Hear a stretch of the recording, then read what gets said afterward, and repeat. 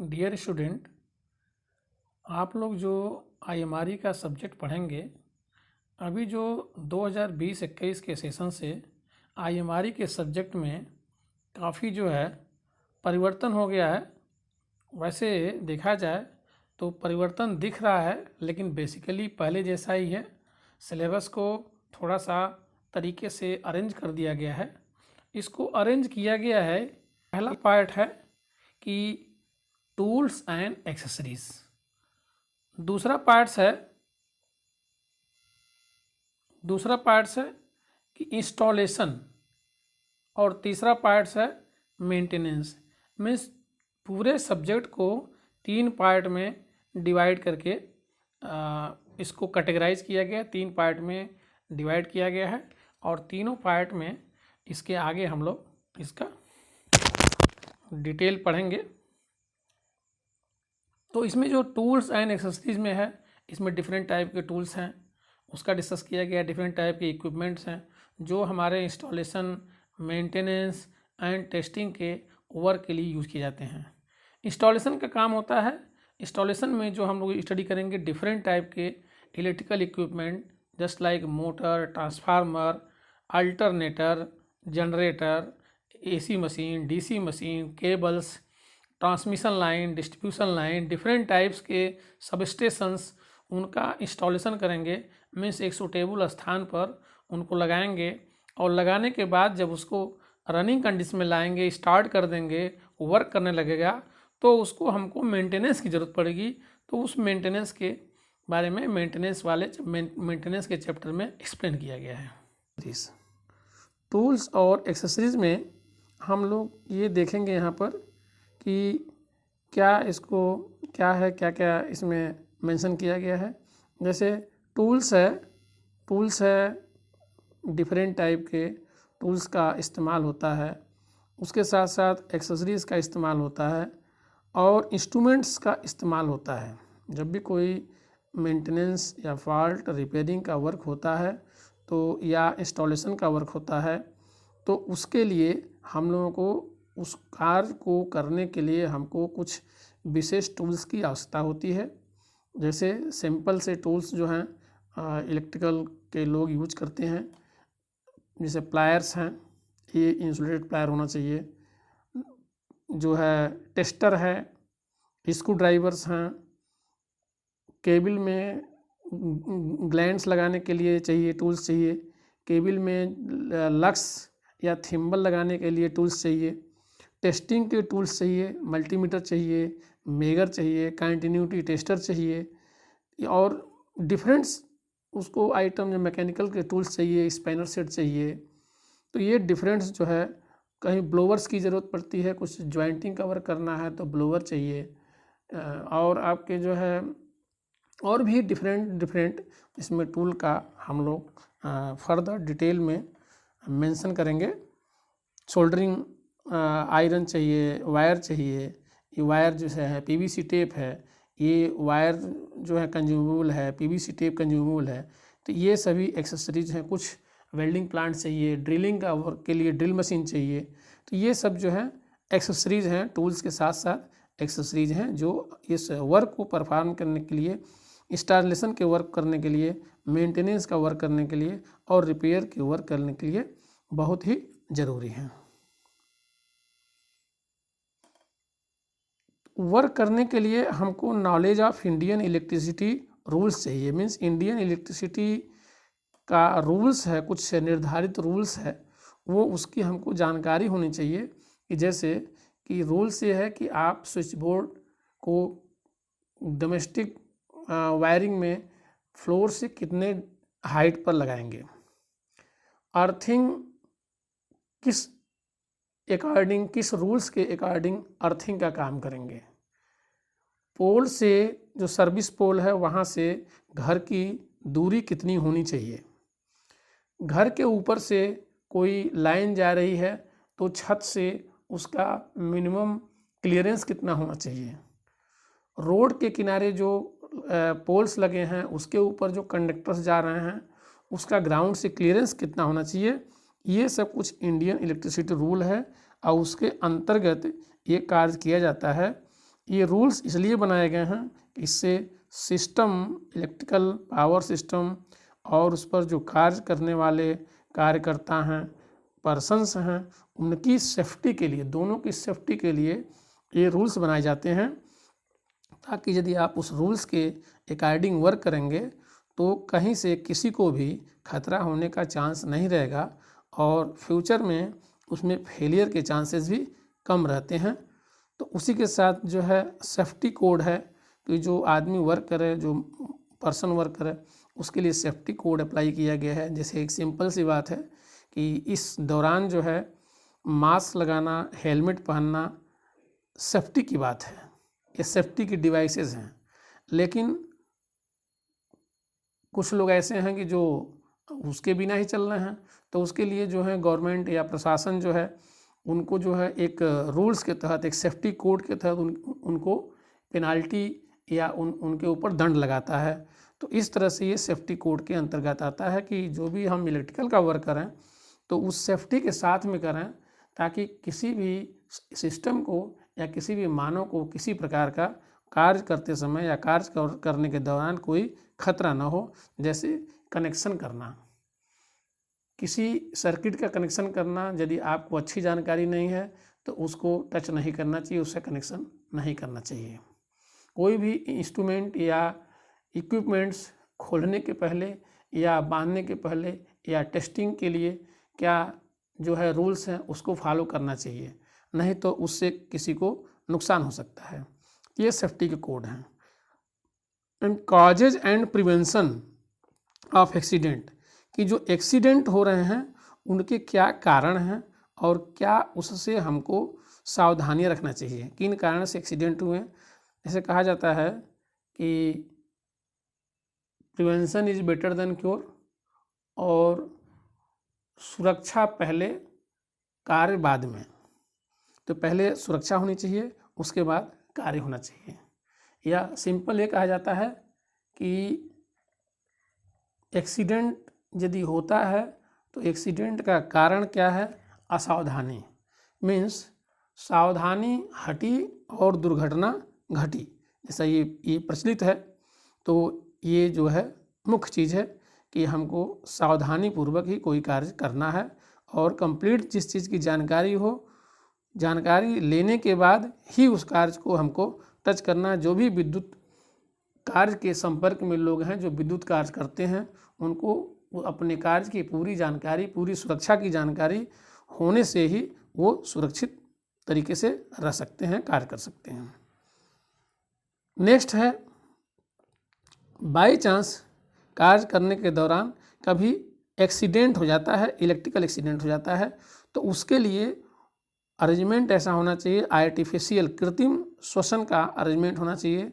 जैसे artificial respiration में कई सारे मेथड्स हैं। एक तो है कि आप जो है चेस्ट प्रेस करके उसको ऑक्सीजन, जो पीड़ित व्यक्ति है उसको, जो इलेक्ट्रोक्यूटेड पर्सन है उसको आप ऑक्सीजन दे सकते हैं और ऑक्सीजन लेने में उसकी मदद कर सकते हैं। दूसरा, बैक प्रेशर मेथड से भी ऑक्सीजन उसको लेने में हेल्प कर सकते हैं, और माउथ से भी उसको ऑक्सीजन, पर्सनली उसको माउथ से ऑक्सीजन दे सकते हैं। और इन सबों को होने के बावजूद भी आप जो है डॉक्टर को कॉल कर सकते हैं या अपने डिपार्टमेंट के बड़े अधिकारियों के माध्यम से डॉक्टर को कॉल करके और उसको फर्स्ट एड दे सकते हैं, उसको हॉस्पिटल में भर्ती करा सकते हैं। ये सारी चीज़ें जो है व्यवस्था जो है होनी चाहिए। नेक्स्ट है कि वर्कमैन सेफ्टी डिवाइसेस, कि जो भी आदमी इलेक्ट्रिकल सिस्टम पर इलेक्ट्रिकल का वर्क करें उन सेफ्टी डिवाइस के साथ में कार्य करें। जैसे कि पोल पर कोई चढ़ रहा है तो उसके पास जो है प्रॉपर शूज होना चाहिए, प्रॉपर जो है हाई माने गम बूट होना चाहिए, उसके पास जो है इंसुलेटेड प्लायर होना चाहिए, हेलमेट होना चाहिए, गॉगल्स होना चाहिए, उसके पास जो है सेफ्टी बेल्ट होना चाहिए, एक्सेट्रा। ये सब चीज़ें उनके साथ में प्रॉपर सेफ्टी के साथ में काम करना है। तो ये जो है आपके वर्क में सेफ्टी डिवाइस के अंतर्गत आता है। कि इंस्टॉलेशन के पार्ट में जो है installation of transmission and distribution line, कि ट्रांसमिशन लाइन और डिस्ट्रीब्यूशन लाइन का इंस्टॉलेशन करना है। नेक्स्ट है इरेक्शन ऑफ स्टील स्ट्रक्चर, जो ट्रांसमिशन लाइन या डिस्ट्रीब्यूशन लाइन में स्टील के पोल्स या टावर लगते हैं उनको इरेक्ट करना, उनको खड़ा करना, पोल को खड़ा करना।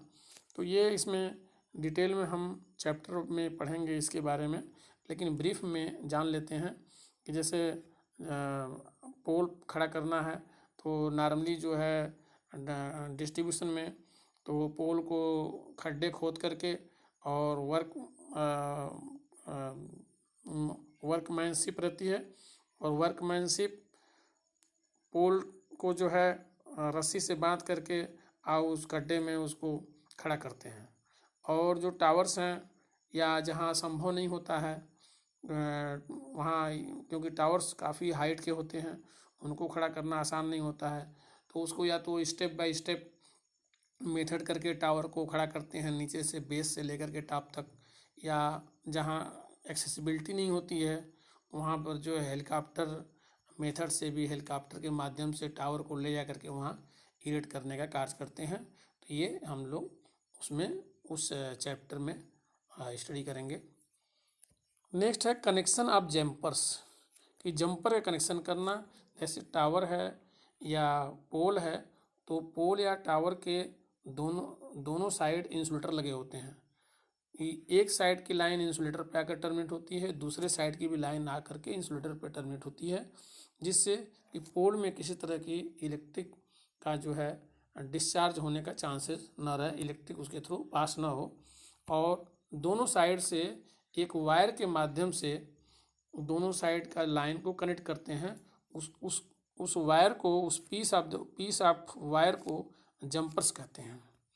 टी ऑफ पॉइंट का मतलब कोई लाइन जा रही है और वहाँ से टेपिंग करके एक जो है दूसरे दिशा में, उसके परपेंडिकुलर या किसी और दिशा में एक तीसरी लाइन को निकालना टेपिंग करके। वहाँ जैसे ये लाइन है और यहाँ ये लाइन जा रही है और यहाँ से तो ये जो पॉइंट हो गया ये टेक अप पॉइंट हो गया।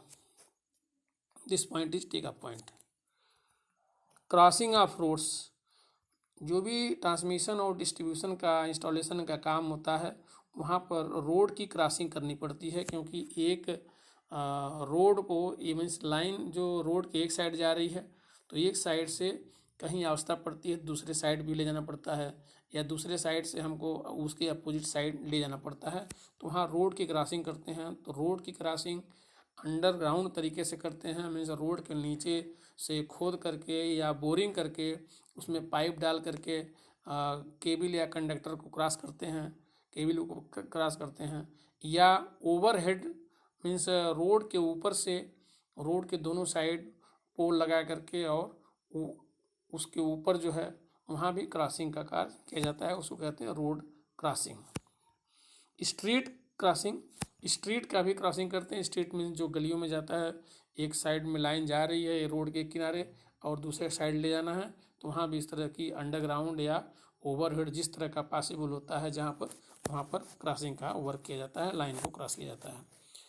Power line and telecommunication line, और जो लाइन जा रही है, नई लाइन जा रही है, हो सकता है कि वहाँ पर पहले से ऑलरेडी एग्जिस्टिंग लाइन हो, कोई पुरानी लाइन हो, हाई वोल्टेज की लाइन हो, या उससे जो है अलग डिफरेंट वोल्टेज की लाइन हो, या हो सकता है जो टेलीफोन के वायर हो, टेलीकम्युनिकेशन की लाइन हो। तो इस तरह की यदि व्यवस्था है तो उसको भी हमको क्रॉस करना पड़ता है, और वो प्रोटेक्शन के साथ में वहाँ व्यवस्था करनी पड़ती है कि कैसे उसको जो है हम लोग इस पार से उस पार या उसके साथ कैसे ले जाएंगे, वो प्रोटेक्शन के साथ में उसी क्रॉसिंग करनी पड़ती है।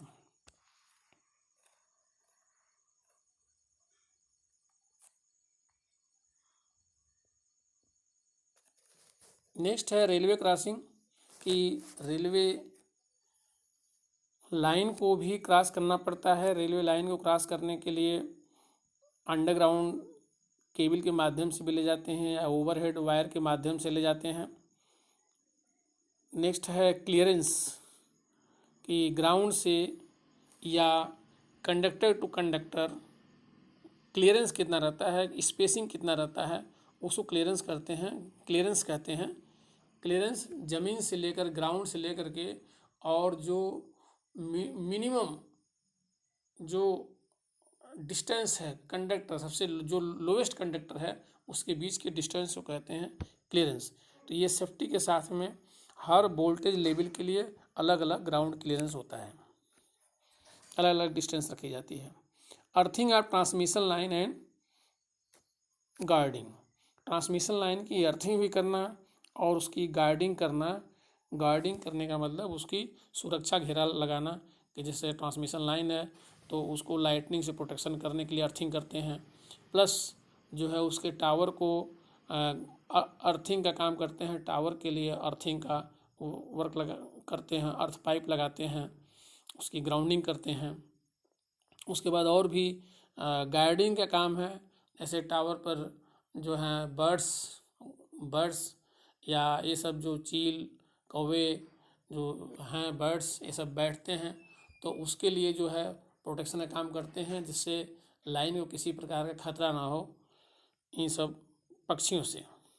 और उसको फेंसिंग का वर्क करते हैं, चारों ओर से उसको घेर देते हैं कि किसी भी मानव को, जो भी कोई वहाँ पास में जाता है उसके पास में एक्सेस न कर पाए, जिससे किसी प्रकार का उसको खतरे का चांस न रहे। इस तरह से उसकी गार्डिंग करते हैं, सुरक्षा करते हैं।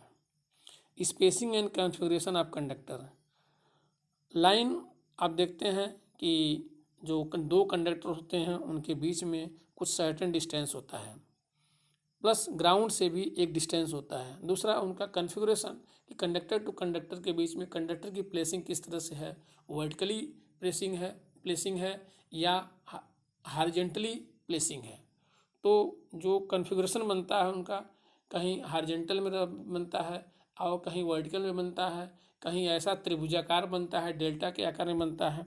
तो इस तरह से कंडक्टर टू कंडक्टर क्या डिफरेंसेस है, इसको हम लोग कहते हैं कि स्पेसिंग क्या है और कॉन्फ़िगरेशन किस तरह से है, हॉरिजॉन्टल लाइन में है, वर्टिकल लाइन में है या डेल्टा के फॉर्मेशन में है। ये कॉन्फ़िगरेशन के अंडर में आता है। Arrangement of suspension and strain insulator, और सस्पेंशन एंड स्ट्रेन इंसुलेटर जो टावर या पोल होते हैं, वो जो स्ट्रेट लाइन में पोल होते हैं उसमें तो आपके जो है स्ट्रेन इंसुलेटर या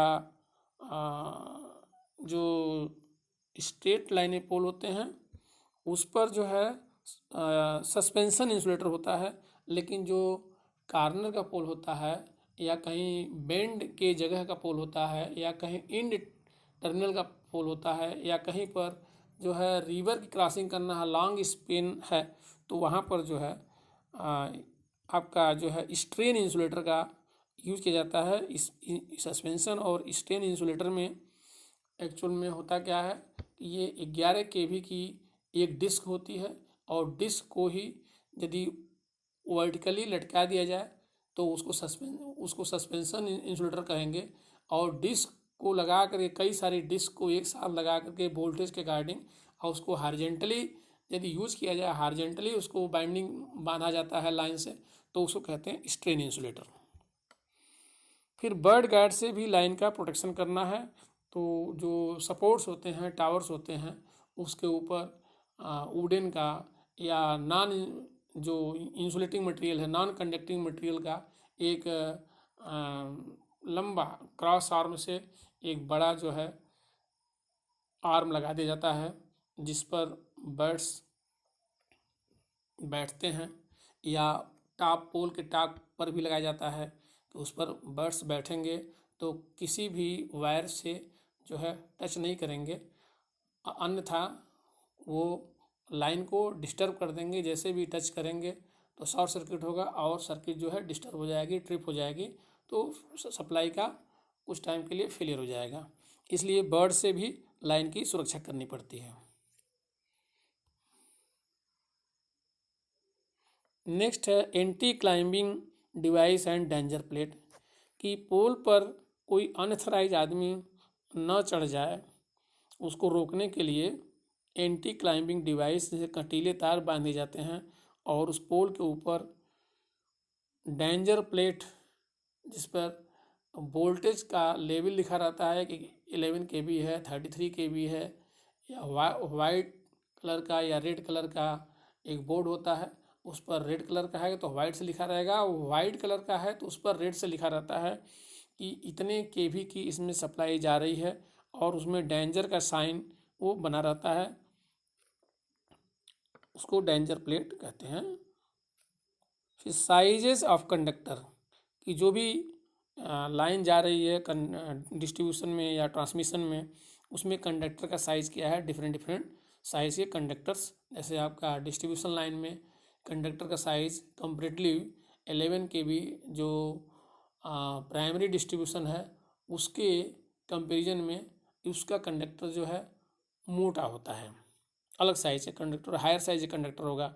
और जो ट्रांसमिशन जो प्राइमरी डिस्ट्रीब्यूशन 11 kV की लाइन है उसे कंडक्टर का साइज़ कंपेरेटिवली उससे कम होता है, क्योंकि उसका वोल्टेज ज़्यादा होता है, क्योंकि कांस्टेंट पावर ट्रांसफ़र करना होता है तो वोल्टेज ज़्यादा तो कंडक्टर का साइज़ कम, और वोल्टेज कम तो कंडक्टर का साइज़ ज़्यादा होता है। तो ये डिफरेंट साइज़ के जो कंडक्टर्स का इस्तेमाल करते हैं।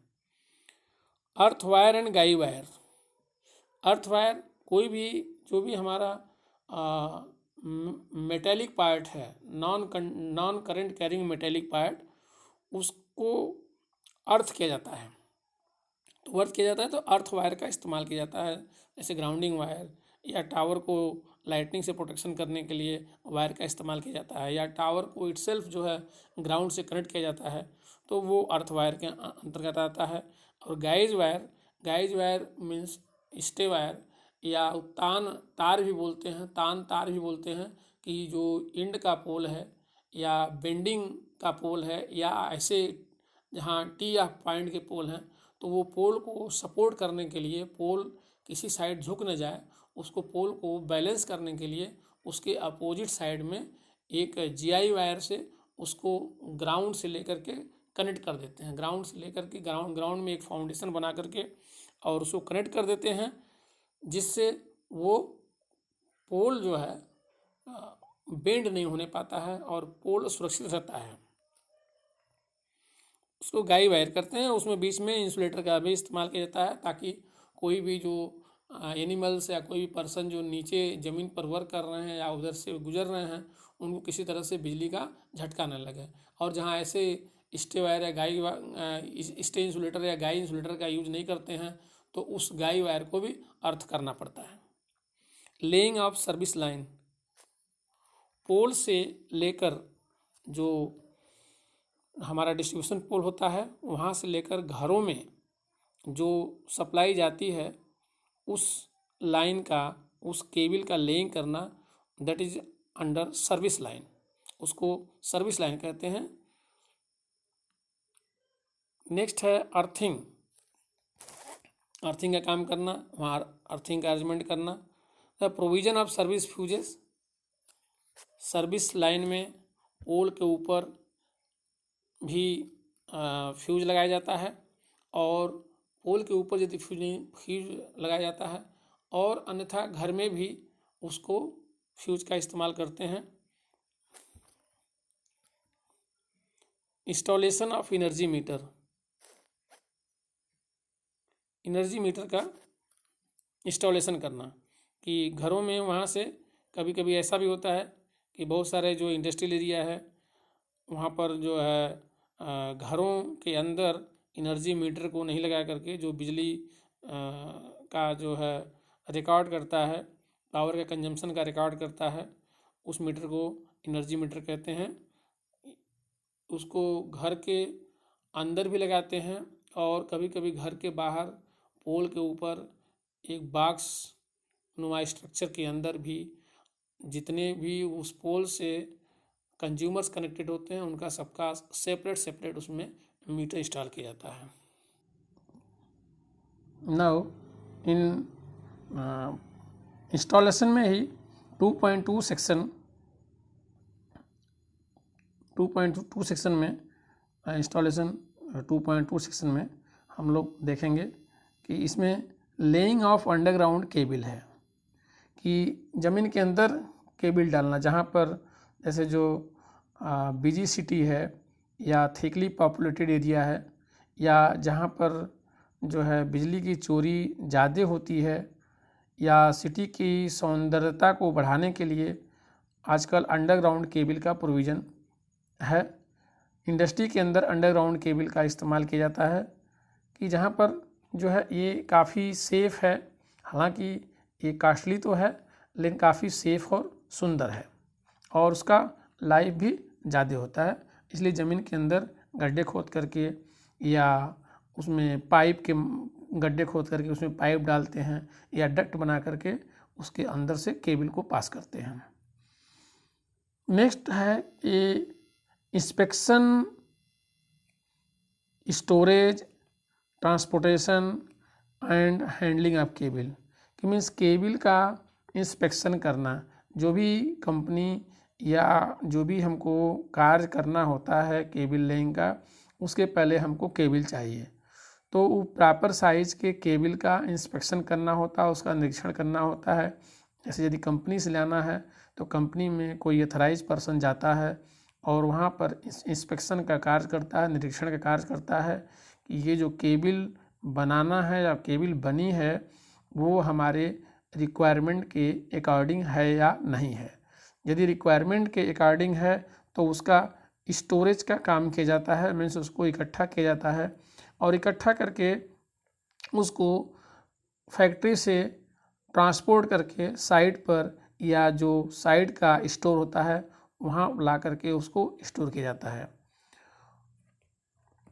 उसको लिफ्टिंग का कार्य करना, उसमें ट्रांसपोर्ट के लिए जैसे मान लीजिए कोई ट्रक का इस्तेमाल करेंगे या कोई वाहन का व्हीकल का इस्तेमाल करेंगे तो उस पर क्रेन से लिफ्टिंग करना या जैक से लिफ्टिंग करना, जैसे भी जो भी वो व्यवस्था है उसको लिफ्टिंग करके और एक प्लेस से दूसरे प्लेस पर ट्रांसपोर्ट करना, वहाँ अनलोडिंग का काम करना, मीन्स लोडिंग और अनलोडिंग का काम करना क्रेन के माध्यम से, तो वो हैंडलिंग ऑफ द केबल्स है।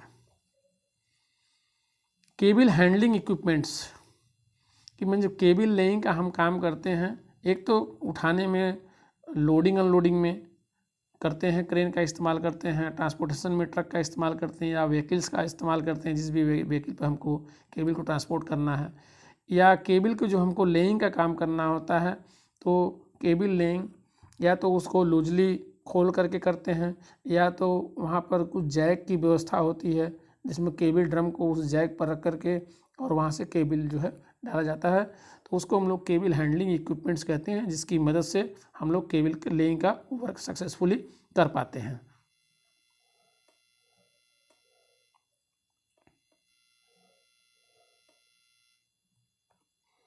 केबल लेइंग डेप्थ कि जो केबल लेइंग है उसकी डेप्थ कितना होना चाहिए, मीन्स कोई भी पर्टिकुलर केबल, पावर केबल या डिस्ट्रीब्यूशन केबल कितने डेप्थ के अंदर होना चाहिए।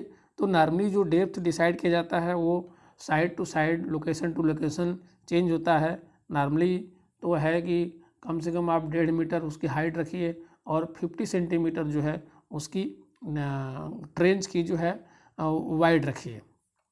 And clearance from the other service, और उस केबल की जो अदर सर्विसेज हैं, जैसे को वहाँ से वाटर पाइपलाइन गई है या कोई सीवरेज गया है या कोई गैस की पाइपलाइन गई है या कोई हीटिंग का जो कुछ ऐसा अरेंजमेंट है जहाँ से हीट जाने वाली या हीट प्रोड्यूस करने वाली वहाँ पर कोई आइटम रखा गया है, तो वहाँ से कितना डिस्टेंस, या हीट उत्पन्न करने वाला कोई आइटम रखा गया है तो वहाँ से कितनी डिस्टेंस पर होना चाहिए, या कोई अदर मेंस है, अदर कोई लाइंस गई है तो उससे जो है कितनी दूरी पर उस लाइन को बिछाया जाएगा, उसको कहते हैं clearance from the other services.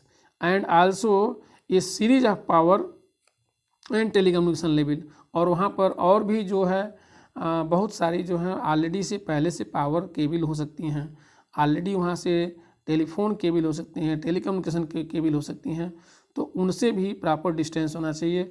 और इसके लिए हम लोगों को, आप लोगों को, जो भी वहाँ पर्सन वर्क करेगा उसके लिए उसके डिपार्टमेंट के, अदर डिपार्टमेंट के, क्योंकि गैस पाइपलाइन के अलग डिपार्टमेंट होगा, सीवरेज के अलग डिपार्टमेंट होगा, कहीं पीडब्ल्यूडी की आवश्यकता पड़ती, पीडब्ल्यूडी डिपार्टमेंट की, कहीं पर जो रेलवे डिपार्टमेंट की आवश्यकता पड़ती है, कहीं पर नगर निगम की आवश्यकता पड़ती है, तो कहीं पर जो इंडियन ऑयल कॉरपोरेशन जो है ऑयल कंपनियां हैं उनकी आवश्यकता पड़ती है, उनके लोगों की, उनके जो सर्विस जो प्रोवाइडर्स हैं उनसे हमको कोऑर्डिनेशन भी, समन्वय स्थापित करके उस कार्य को करना पड़ता है। नेक्स्ट है एक्सकवेशन ऑफ ट्रेंच, कि ट्रेंच खुदाई करना, केबल लेइंग करना है तो उसके लिए ट्रेंच की खुदाई करना। तो ट्रेंच खुदाई करने के बाद आप उसमें केबल डालते कैसे हैं? यदि केबल डायरेक्ट केबल डालते हैं, डायरेक्ट का मतलब क्या है, उसमें केबल डाल करके गड्ढे खोद करके और उसमें आप केबल डाल करके और प्रॉपर उस केबल के प्रोटेक्शन के अकॉर्डिंग उसको सॉयल या सैंड से उसकी फिलिंग कर देते हैं। अब ये केबल आप डालते हैं कि ड्रम से डालते हैं या लूज केबल डालते हैं, तो laying of cable from the drums, कि केबल ड्रम से भी डाली जा सकती है और लूजली डाली जा सकती है। फिर लेइंग केबल इन ट्रेंच, केबल का लेइंग ट्रेंच में करना, ट्रेंच मतलब गड्ढे खोद करके केबल का लेइंग करना।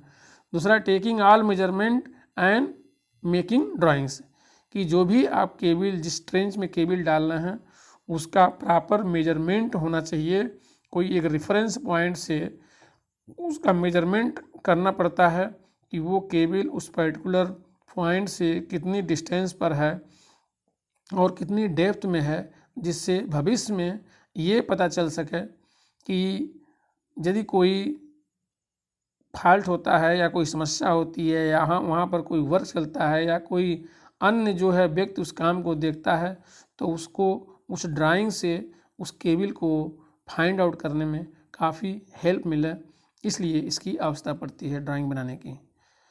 Back filling of trenches with, कि जो ट्रेंच में आपने केबल डाल दिया उसकी जो है आपको बैक फिलिंग करना है, मीन्स उसको मिट्टी से दोबारा उसको कवर कर देना है या सैंड से कवर कर देना है। और साथ में प्रोटेक्टिव लेयर ऑफ ब्रिक्स, कि ब्रिक्स का ऊपर से प्रोटेक्टिव लेयर, मीन्स केबल के प्रोटेक्शन के लिए ऊपर से जो है मैकेनिकल प्रोटेक्शन से मैकेनिकली प्रोटेक्ट करने के लिए ऊपर से ब्रिक्स की लेइंग कर देते हैं, उसके बाद फिलिंग करते हैं।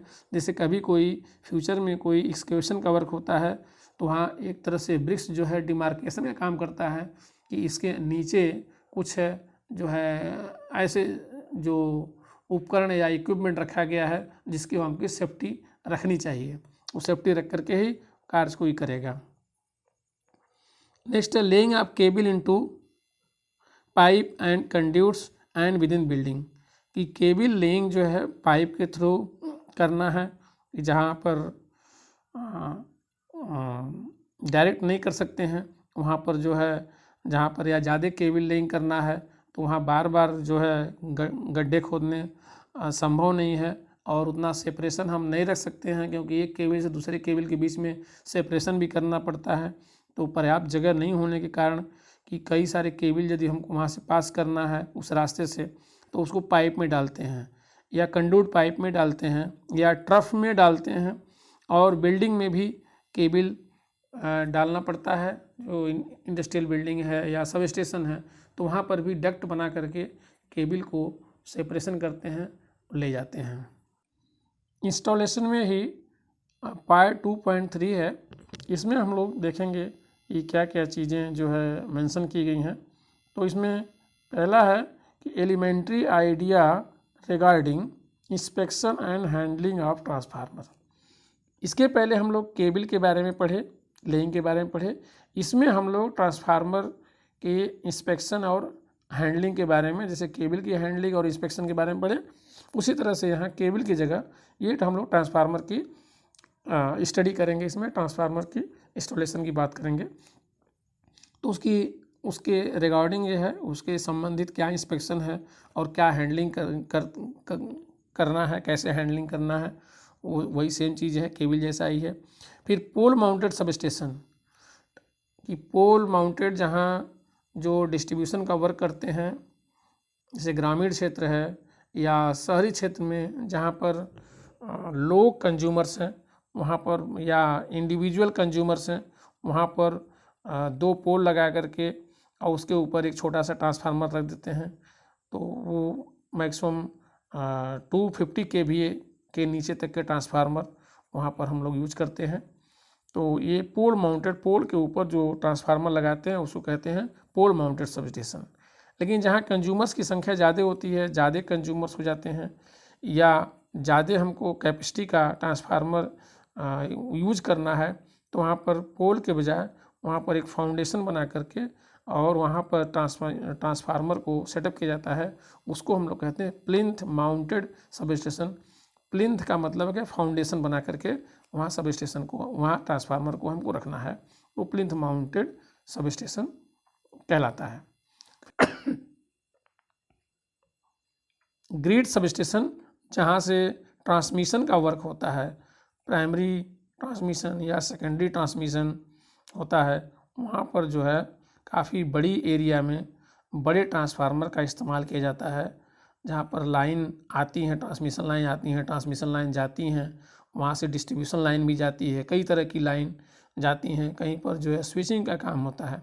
इस तरह के बड़े सब स्टेशन को ग्रिड सब स्टेशन कहते हैं। जैसे 33 kV के हैं, 66 kV के हैं, 132 kV के हैं, 220 kV के हैं, 400 kV के हैं। दीज आर द लार्जेस्ट जो सब स्टेशन है वो ग्रिड सब स्टेशन के अंतर्गत आते हैं। फिर बसबार्स एंड आइसोलेटर्स, वहाँ पर जो ग्रिड सब स्टेशन हैं या जो भी ट्रांसमिशन के हैं या डिस्ट्रीब्यूशन के हैं, वहाँ पर भी बसबार्स में जो कंडक्टर्स आते हैं, इनकमिंग कंडक्टर, और वहाँ से जो आउटगोइंग कंडक्टर्स जा रहे हैं वो बसबार के थ्रू जाते हैं। और दोनों को सेपरेट करने के लिए कुछ मेंटेनेंस का वर्क करना है या रिपेयरिंग का वर्क करना है या कुछ नया इंस्टॉलेशन का वर्क करना है, तो वहाँ पर आइसोलेटर का कार्य है कि आइसोलेटर का कि दोनों साइड के सर्किट को डिस्कनेक्ट करना। और मेजरमेंट करने के लिए, जो वोल्टेज और करंट का मेजरमेंट करने के लिए वहाँ पर जो है सीटी और पीटी, जैसे आप पढ़ते हैं पीटी और सीटी मीन्स वोल्टेज पोटेंशियल ट्रांसफार्मर या करंट ट्रांसफार्मर, तो ये voltage and current transformer, voltage transformer और करंट ट्रांसफार्मर का इस्तेमाल किया जाता है कि वोल्टेज को रिड्यूस करके मेजरमेंट करना है, इंडिकेशन का काम करना है, प्रोटेक्शन का काम करना है। ये सब काम करने के लिए या रिले का ऑपरेशन का काम करना है, ये सब वर्क को करने के लिए हमको वहाँ करंट ट्रांसफार्मर और वोल्टेज ट्रांसफार्मर का इस्तेमाल करना पड़ता है। फिर लाइटनिंग अरेस्टर है। लाइटनिंग अरेस्टर के अंतर्गत कि लाइन को प्रोटेक्ट करना, ट्रांसफार्मर को प्रोटेक्ट करना, मीन्स डिफरेंट ये चीज़ों को लाइटनिंग से प्रोटेक्ट करने के लिए उसके पैरेलल में लाइटनिंग अरेस्टर का इस्तेमाल किया जाता है। फिर कंट्रोल एंड रिले पैनल, जो भी वहाँ पर कंट्रोलिंग का वर्क है, मॉनिटरिंग का वर्क है, मेजरमेंट का वर्क है, वहाँ पर जो है एक कंट्रोल रूम होता है। उस कंट्रोल रूम में वहाँ पर जो पैनल लगता है, जो पैनल से ऑपरेशन का कार्य होता है कि किस साइड की सप्लाई हमको कनेक्ट करना है, किसकी डिस्कनेक्ट करना है, मेंटेनेंस करना है तो क्या करना है, ये सब वर्क करने के लिए वहाँ पर रिले रूम और रिले कंट्रोल पैनल का इस्तेमाल होता है।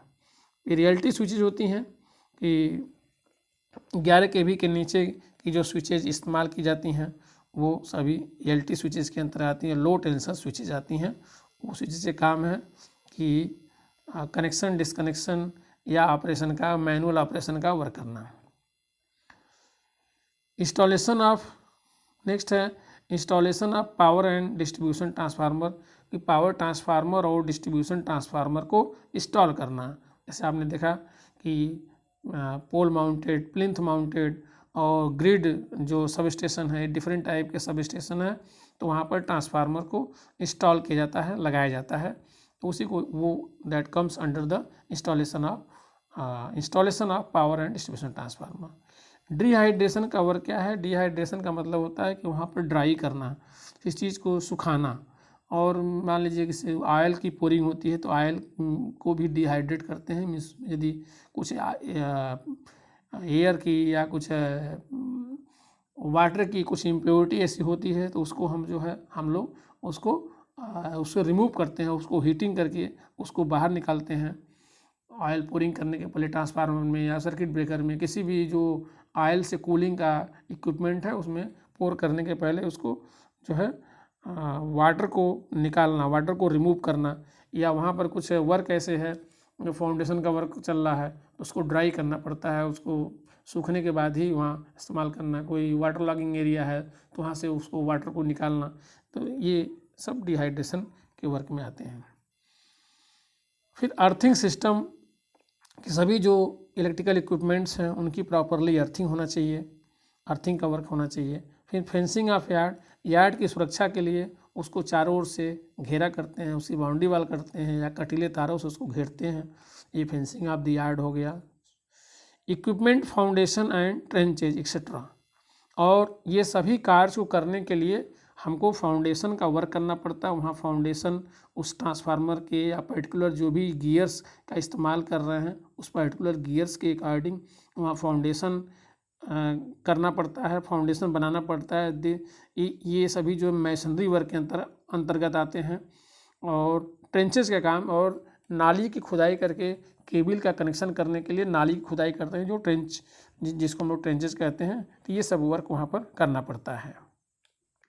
Under the heading of installation point 2.4 testing of various electrical equipment such as, इसमें टेस्टिंग का वर्क करना है।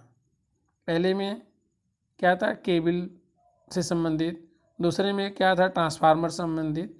अब ये जो भी हम डिवाइस का इस्तेमाल करते हैं तो डिवाइस को इंस्टॉल करने के पहले या इंस्टॉल करने के बाद टेस्टिंग का कार्य होता है कि testing of various electrical equipment, जो भी हमारे उपकरण हमने लगाया है या लगाना है उसकी टेस्टिंग करना है। जैसे इसमें इलेक्ट्रिक मोटर का, यदि आप इलेक्ट्रिक इंस्टॉलेशन किसी इंडस्ट्री के अंदर डिफरेंट टाइप के इलेक्ट्रिक मोटर लगाते हैं या एक ही मोटर लगाते हैं तो उसका जो है टेस्टिंग का काम करना पहले और बाद में। दूसरा ट्रांसफार्मर लगाते हैं तो ट्रांसफार्मर की टेस्टिंग करना है, ट्रांसफार्मर की जो भी टेस्टिंग प्रेस्क्राइब्ड है वो सभी टेस्ट को परफॉर्म करना है। केबल्स है तो केबल की प्रॉपरली टेस्टिंग करना है, मेजरिंग करना है, उसका लूप रेजिस्टेंस लेना है, जो भी रिक्वायरमेंट है उसी टेस्टिंग करना है, प्रॉपर उसका देखना है कि सारी उसके जो पैरामीटर्स प्रॉपर हैं कि नहीं है। जनरेटर लगाते हैं तो जनरेटर का भी टेस्टिंग करना है, उसका जो भी मेजरमेंट का सिस्टम है या टेस्टिंग का सिस्टम है उसके अकॉर्डिंग हम लोग टेस्टिंग कवर करते हैं। मोटर कंट्रोल सेंटर की टेस्टिंग करते हैं, जहाँ से मोटर या जितने भी गियर्स को कंट्रोल किया जाता है, जैसे मोटर, जनरेटर या जो भी है, उन चीज़ों को जहाँ से कंट्रोल जो सेंटर है वहाँ से जो कंट्रोल किया जाता है वहाँ पर उस कंट्रोल सेंटर की, मोटर कंट्रोल सेंटर की टेस्टिंग करते हैं। जैसे पैनल हुआ, जस्ट लाइक पैनल या रिले पैनल या डिफरेंट टाइप के पैनल्स हैं जहाँ पर स्विच पैनल्स हैं, तो वहाँ से कंट्रोलिंग, वो जो कंट्रोल पैनल की टेस्टिंग करना। फिर लाइटिंग अरेंजमेंट, वहाँ पर जो रोशनी के लिए, पंखे के लिए व्यवस्था करना। फिर स्टोरेज, वहाँ स्टोर सामान रखने के लिए व्यवस्था करना। फिर प्री इंस्टॉलेशन चेक में इंस्टॉलेशन के पहले कोई भी उपकरण जो इंस्टॉलेशन के पहले, लगाने के पहले या स्थायी करने के पहले या नियुक्त करने के पहले उसको हमको चेक करना पड़ता है। उसके बाद कनेक्टिंग एंड स्टार्टिंग, उसका कनेक्शन करना है और कनेक्शन करने के बाद उसको स्टार्ट करना है, स्टार्ट करके चेक करना है। और उसके बाद नेक्स्ट है कि प्री कमीशनिंग चेक, कि कमीशनिंग करने का मतलब क्या है, उसको सर्विस में लाने, उसको यूज में लाने के पहले उसकी सारे पैरामीटर्स को टेस्ट करना है ताकि वो सक्सेसफुली फ्यूचर में वर्क कर सके, उससे कोई समस्या ना आए। फिर ड्राइंग आउट, सभी चीज़ों को सुखाना, जहाँ पर कोई मॉइस्चर है या नमी है उस चीज़ों को सुखाना, उसको रिमूव करना। पुनः इंस्टॉलेशन के अंतर्गत ही है पॉइंट है 2.5, इसमें टेस्टिंग ऑफ ट्रांसफार्मर है कि ट्रांसफार्मर की टेस्टिंग करना, और ट्रांसफार्मर में टाइप टेस्टिंग करना कि मीन्स ट्रांसफार्मर जो है डिफरेंट टाइप के ट्रांसफार्मर होते हैं, तो ये किस टाइप का ट्रांसफार्मर है, पावर ट्रांसफार्मर है, डिस्ट्रीब्यूशन ट्रांसफार्मर है या ऑटो ट्रांसफार्मर है या किस टाइप का ट्रांसफार्मर, उसके टाइप का टेस्ट करना, उसके टेम्परेचर राइज का टेस्ट करना, ये सब डिफरेंट पैरामीटर को इसके अंतर्गत टेस्ट किया जाता है। नेक्स्ट है oil testing of transformer, transformer के अंदर जो ऑयल डाला जाता है, कूलिंग का काम करता है, उस ऑयल की टेस्टिंग करना। ये इसके अंतर्गत आता है, सॉइल की टेस्टिंग करना। उसमें डिफरेंट टाइप का टेस्टिंग है, ऐसे उसमें पानी की मात्रा तो नहीं है, तो उसमें जो टेस्ट किया जाता है एसिड उसका टेस्ट किया जाता है, एसिडिक तो नहीं है। ज़्यादा एसिडिक होने से वो तेल जो है जल्दी ख़राब हो जाएगा और जो है प्रॉपर वो कूलिंग का कार्य नहीं करेगा। और यदि वाटर का कंटेंट उसमें है तो ट्रांसफार्मर के इंसुलेशन को कमज़ोर कर देगा, जिससे ट्रांसफार्मर का नुकसान होगा। और डिफरेंट टाइप की टेस्टिंग है, वो ब्रेक डाउन वोल्टेज टेस्टिंग करते हैं, उसका डाइलेक्ट्रिक स्ट्रेंथ कितना, ये सब टेस्टिंग करते हैं। तो और फ्लैश टेस्टिंग करते हैं। डिफरेंट टाइप की टेस्टिंग है जो टेस्टिंग ऑफ ऑयल के अंतर्गत हम लोग स्टडी करेंगे।